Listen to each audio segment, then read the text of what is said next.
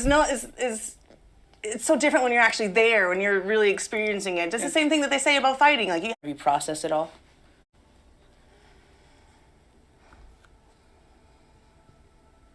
I'm just gonna come out and be straight up. I'm not the biggest fan. I never was. Being that I'm here today with the shield for her, I never liked Ronda Rousey. She was pretty much the female Roman Reigns in 2014. So when she came to the WWE, I was even more turned off. At that time, I couldn't stand her more than Becky Cringe.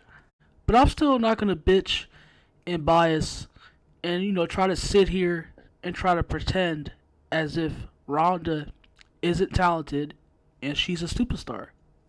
So I tried to force myself and go out of my way to watch Survivor Series War Games.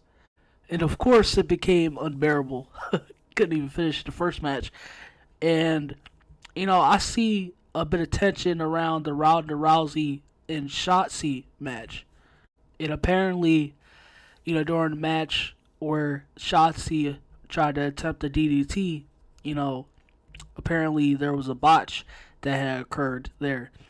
And of course, after all that, hence the hashtag that had trended after that. And this is extremely hilarious because even thinking about it right now sends me on my ass because this happens all the time. And I'm not talking about the hashtag, but this happens, the botching and, the lack of consistency with the matches, it happens all the time, especially with the women.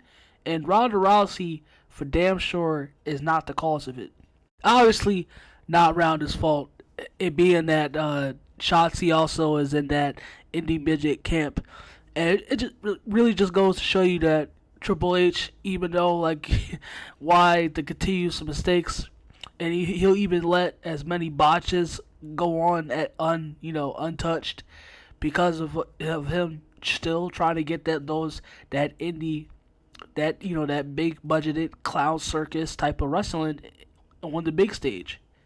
I bet you those same type of fat greasy nerds will be the ones to turn around and try to say, especially for their favorites, when it's their favorites, of course, to try to say the exact same thing. Oh, they work so hard in their job. They deserve their job, and they shouldn't be treated like this.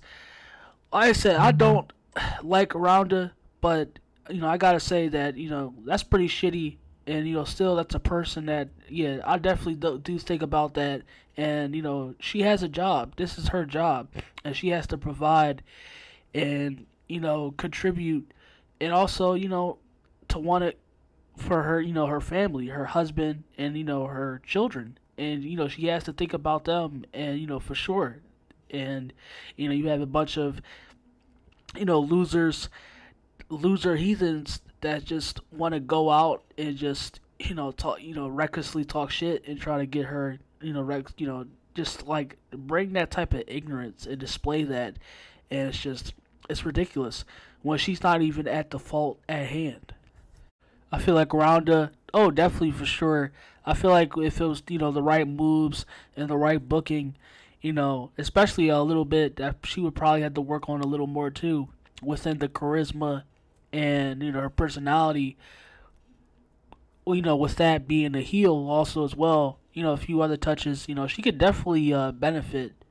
I could say for sure, she's 90% better, for sure, 90% better than the whole damn roster right now.